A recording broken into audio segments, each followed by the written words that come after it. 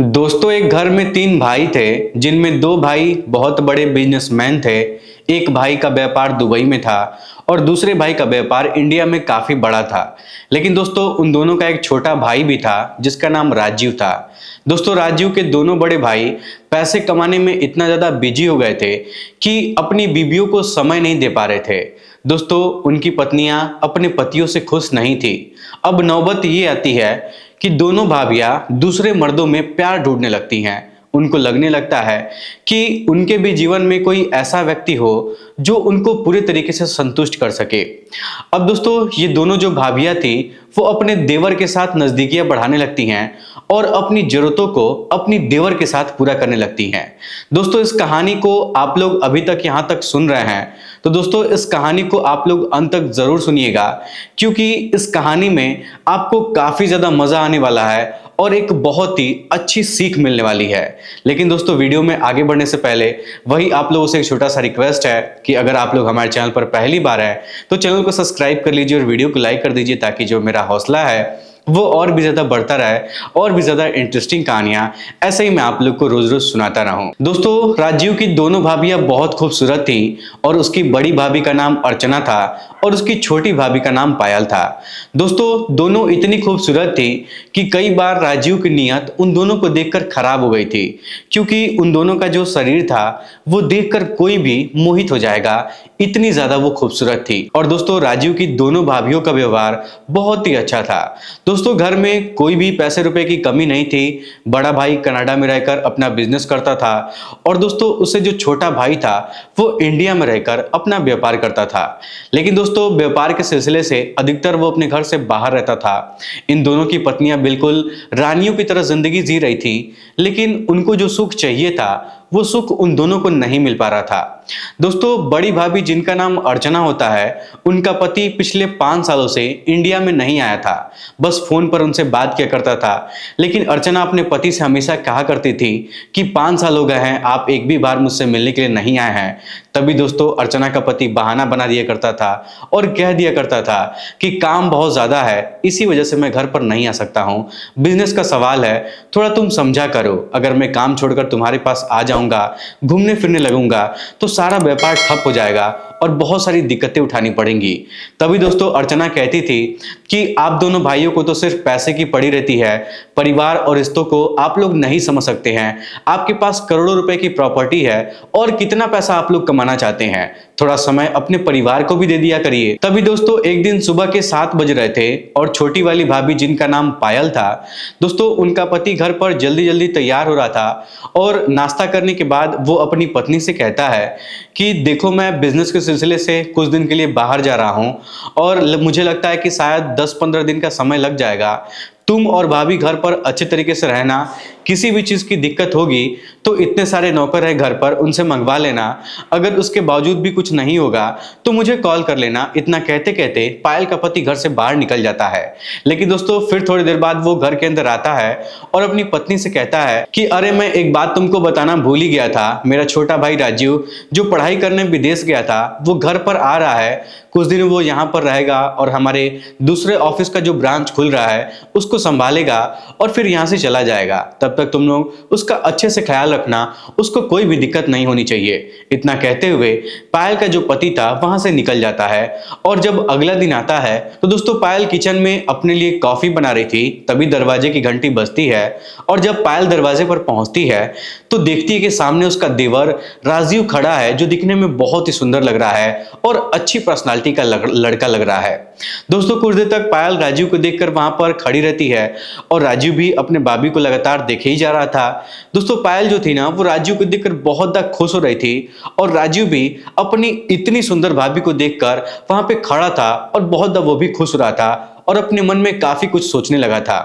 तभी दोस्तों, पायल भाभी कहती हैं कि राजीव, तुम तो एकदम से बदल गए हो, कितने हैंडसम लग रहे हो, बिल्कुल किसी मॉडल या फिल्म स्टार की तरह लग रहे हो। चलो अब जल्दी से घर के अंदर आ जाओ।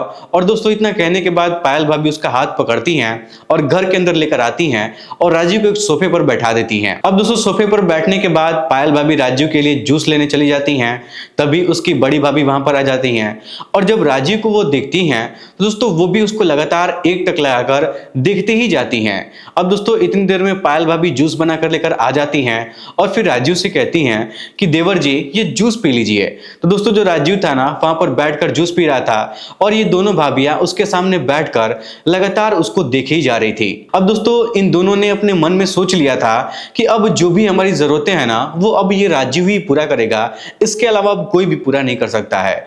क्योंकि दोस्तों उन दोनों ने राजीव को पहली नजर में ही देखा था तो पसंद कर लिया था और राजीव भी दोस्तों इन दोनों को लगातार देखे जा रहा था और कहीं ना कहीं वो भी पसंद कर लिया था।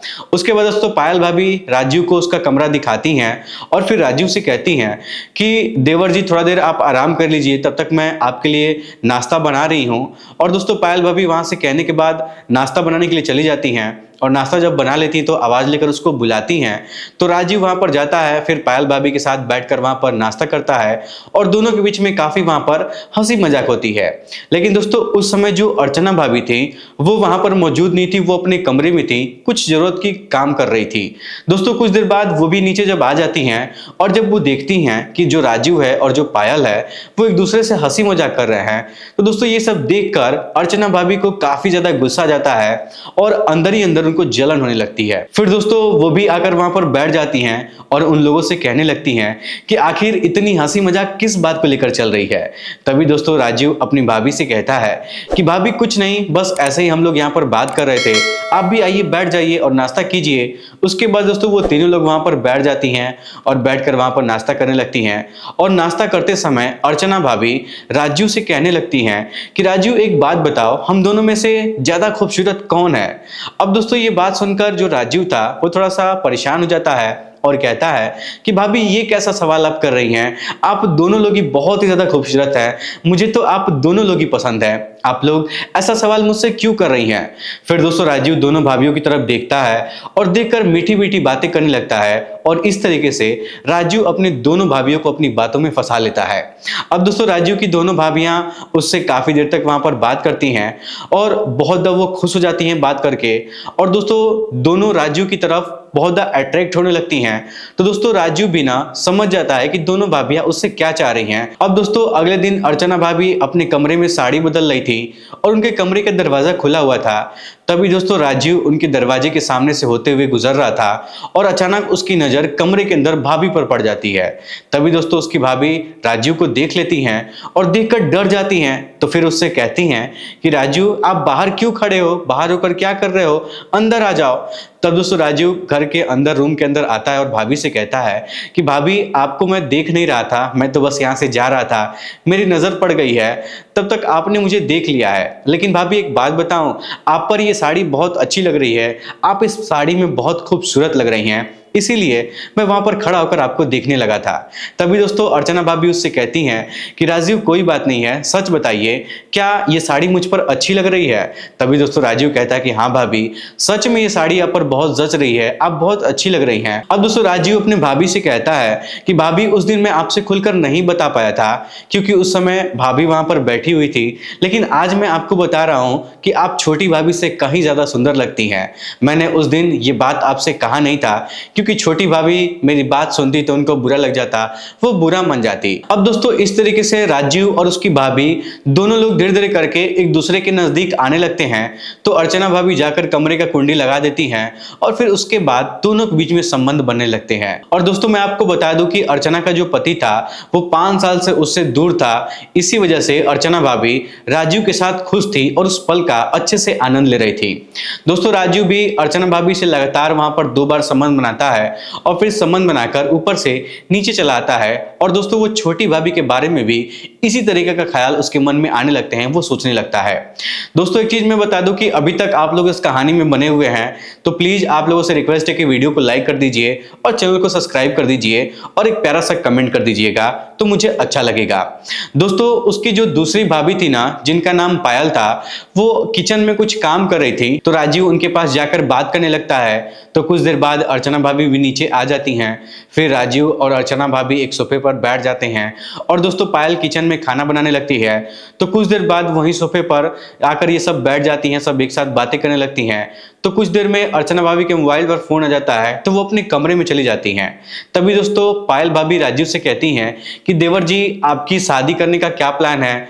तब दोस्तों राजीव कहता है कि भाभी जी अभी तो मैं शादी नहीं करना चाहता हूँ, मेरा कोई इरादा नहीं है, क्योंकि अभी तो मैं इस बारे में सोचा भी नहीं हूँ। तब दोस्तों पायल भाभी कहती हैं कि ऐसा क्यों? तब दोस्तों राजीव कहता है कि भाभी जैसी लड़की मैं चाहता हूँ ना वैसी लड़की मुझे मिलती नहीं है। तब दोस्तों पायल भाभी पूछती हैं कि आपको कैसी लड़की चाहिए? तब दोस्तों राजीव कहता है कि भाभी देखिए मुझे तो आपके ही जैसी लड़की चाहिए, अगर आप जैसी लड़की मुझे मिल जाएगी ना तो मैं उसे तुरंत शादी कर लूंगा। अब दोस्तों जो भाभी थी उसकी ये बात सुनती हैं तो पायल बहुत ज्यादा खुश हो जाती है और उसके मन में राजीव के लिए गलत विचार चलने लगता है। फिर वो धीरे धीरे राजीव के नजदीक जाकर बैठ जाती है और फिर दोस्तों इन दोनों के बीच में नजदीकियां काफी ज्यादा बढ़ जाती हैं और ये दोनों लोग उसी हालत में सोफे पर भी संबंध बनाने लगते हैं। दोस्तों राजीव पायल भाभी से बोलता है कि भाभी आप मुझे बहुत ज्यादा खूबसूरत लगती हैं, उस दिन तो मैं ऐसे ही कह दिया था ताकि बड़ी भाभी को बुरा ना लगे, लेकिन उनसे ज्यादा खूबसूरत आप मुझे लगती हैं, मुझे तो आपके जैसे ही लड़की चाहिए। दोस्तों इस तरीके की बातें जब राजीव अपने भाभी से करने लगता है तो उसकी भाभी और भी करीब आ जाती हैं। तभी दोस्तों पायल भाभी उससे कहती हैं कि राजीव अब मैं तुम्हारी हूं और जो चाहे तुम मेरे साथ कर सकते हो। दोस्तों वहां पर बैठकर इन दोनों के बीच में ना लगभग 1 घंटे के आसपास तक बातचीत होती है, तब तक रात हो जाती है। और दोस्तों जब रात होने के बाद ये सभी लोग अपने अपने कमरे में सोने के लिए चले जाते हैं तो दोस्तों पायल अपने कमरे में लेटी हुई थी और दिन में जो राजीव के साथ की थी वही सब ख्यालों में सोच रही थी और उधर अर्चना भाभी भी अपने कमरे में लेटी हुई थी और वो भी यही सब सोच रही थी। तभी दोस्तों कुछ देर बाद पायल भाभी के फोन पर एक नोटिफिकेशन आता है और उसमें उनकी एक वीडियो दिखाई देती है। दोस्तों पायल भाभी जैसे ही उस वीडियो को अपने व्हाट्सएप से डाउनलोड करके देखती हैं तो उनके पैरों के नीचे से जमीन खिसक जाती है, उनका जो पूरा शरीर है ना वो एकदम से कांपने लगता है, घबराने लगती हैं। तभी दोस्तों उनके पति के का फोन जो है उनके मोबाइल पर आता है और वो उससे कहते हैं कि पायल देखो बहुत दिन हो गए हैं घर पर आए हुए, ऑफिस का काम बहुत जल्दी खत्म होने वाला है, मैं घर पर आने ही वाला हूं। इतना कहने के बाद वो फोन कट कर देते हैं। लेकिन दोस्तों उस वीडियो को देखने के बाद पायल भाभी की जो नींद थी ना वो उस समय उड़ चुकी थी। वो काफी देर तक अपने कमरे में इधर उधर टहलती रहती हैं और थोड़ी देर बाद पायल भाभी जब छत से अपने कमरे से नीचे आती हैं और हाल में जाती हैं तो दोस्तों देखती है कि उनकी जेठानी यानी कि अर्चना भी पहले से ही सोफे पर बैठी हुई थी और वो भी काफी ज्यादा परेशान लग रही थी। तभी दोस्तों अर्चना भाभी पायल को देखकर उससे कहने लगती हैं कि क्या हुआ है पायल, तुम्हें नींद नहीं आ रही है क्या? इतनी रात को तुम सोफे पर ऐसे क्यों बैठी हो? तभी दोस्तों पायल कहती है कि दीदी ऐसी कोई बात नहीं है, बस मुझे नींद नहीं आ रही है इसीलिए मैं यहाँ पर आकर बैठी हूँ। तभी दोस्तों अर्चना भाभी कहने लगती हैं कि तुम्हारा चेहरा बता रहा है कि कुछ तो बात है। तभी अर्चना भाभी पायल से कहती हैं के साथ कुछ किया तो नहीं है। अब दोस्तों ये बात सुनकर ना जो पायल थी ना वो थोड़ी सी चौंक जाती है और अर्चना भी कहने लगती है कि दीदी कहीं आपने भी तो ऐसा नहीं किया है। अब दोस्तों उसके बाद ये दोनों लोग अपने अपने मोबाइल का एक दूसरे को वीडियो वो दिखाते हैं और फिर आपस में बात करने लगते हैं कि आखिरकार ये वीडियो उन लोगों का किसने बनाया है और इस तरीके से उनको भेजकर ब्लैकमेल कौन कर रहा है। दोस्तों दोनों की भाभियां इसी बारे में बात कर रही थी तभी राजीव वहां पर आ जाता है और उनसे कहता है कि भाभी क्या बात है, आज हमारी दोनों भाभियों को नींद क्यों नहीं आ रही है, आप दोनों एक साथ इतने परेशान क्यों लग रही हैं? अब दोस्तों जो दोनों भाभियां थी ना वो हैरान होते हुए राजीव को देखने लगती हैं। तभी राजीव उनसे कहता है कि भाभी आप लोग को परेशान होने की जरूरत नहीं है, ये वीडियो मैंने ही बनाया है और मैं ही आप लोग को भेजा हूं। इसके बाद दोस्तों वो दोनों भाभियां उसके ऊपर बहुत ज्यादा गुस्सा होने लगती हैं और राजीव से कहती हैं कि राजीव तुमने हमारे साथ ऐसा क्यों किया है? तभी दोस्तों राजीव कहता है कि भाभी जी आप लोग को जो चाहिए था वो तो आप लोग को मिल गया था, लेकिन मुझे जो चाहिए वो अभी तक मुझे नहीं मिला है। तभी दोस्तों दोनों भाभियां उनसे कहती हैं कि देवर जी आपको क्या चाहिए, आप किस चीज का डिमांड करना चाहते हैं? तब दोस्तों राजीव कहता है कि अगर आप दोनों लोग चाहती हैं कि मैं ये वीडियो किसी को ना दिखाऊं तो आप दोनों लोग एक साथ मेरे साथ संबंध स्थापित कीजिए तो मैं ये वीडियो डिलीट कर दूंगा। और ये वीडियो बनाने का मेरा मकसद बस यही था क्योंकि आप दोनों भाभियां मुझे बहुत पसंद है और मैं आप दोनों के साथ शारीरिक संबंध बनाना चाहता हूं। अब दोस्तों ये बात सुनकर भाभियां चौंक जाती हैं और फिर राजीव के साथ कमरे में चली जाती हैं और फिर दोस्तों ये दोनों लोग एक साथ रात गुजारती हैं। उसके बाद यह सिलसिला इन तीनों के बीच में लगातार ऐसा ही शुरू होता है और लगातार चलने लगता है। लेकिन दोस्तों कुछ दिन बाद राजीव अपनी भाभियों से कहता है कि भाभी हमारे कुछ दोस्त दुबई से यहाँ पर आने वाले हैं और वो लोग मेरे साथ यहीं पर रुकेंगे और वो लोग भी आप लोगों के साथ मौज मस्ती करेंगे, संबंध बनाएंगे। तो दोस्तों जब ये बात वो दोनों भाभियां सुनती हैं कि राजीव के दोस्त लोग भी आएंगे यहाँ पर और उनके दोस्त लोग भी उनके साथ शारीरिक संबंध बनाएंगे, तो दोस्तों उन लोग को बहुत ज़्यादा हर्ट होता है, बहुत ज़्यादा गुस्सा जाता है और गुस्से में वो दोनों भाभियां मिलकर राजीव को मौत के घाट उतार देती हैं। उसके बाद दोस्तों सेशन कोर्ट में उनके ऊपर मुकदमा चलता है और फिर मोबाइल में जो वीडियो रिकॉर्ड हुआ था उसके जरिए पता लगाया जाता है कि आखिरकार राजीव की मौत कैसे हुई थी और वो लोग राजीव को क्यों मारे थे। उसके बाद इनको सजा होती है और इनके ऊपर कार्रवाई की जाती है। दोस्तों इस कहानी से हमें ये सीख मिलती है कि हमारे जो रिश्ते होते हैं ना, उनमें ज्यादा दूरियां अच्छी नहीं होती हैं। हमें अपने परिवार को समय देना जरूरी है। यदि दोस्तों ये दोनों पति अपने पत्नियों को अच्छे से समय देते तो हो सकता था कि कभी भी इस तरीके का वो लोग कदम नहीं उठाती और राजीव भी आज जीवित होता। लेकिन दोस्तों मैं आपको बता दूं कि राजीव को अपनी भाभियों के साथ इस तरीके का संबंध स्थापित नहीं करना चाहिए था, क्योंकि दोस्तों रिश्ते में भाभी मां के समान होती हैं। लेकिन दोस्तों गलतियां दोनों तरफ से हुई हैं। इसमें अगर देखा जाए तो कमी उनके पतियों की है। अगर वो लोग ऐसा नहीं करते तो उनकी पत्नियां ऐसा काम करने पर मजबूर नहीं होती। तो दोस्तों ये थी आज की कहानी। इस कहानी को सुनाने का मेरा मकसद आपको परेशान करना नहीं है। फिलहाल आज के इस वीडियो में इतना ही। वीडियो पसंद आए तो वीडियो को लाइक, चैनल सब्सक्राइब जरूर करिएगा। आप सभी लोग का बहुत बहुत धन्यवाद।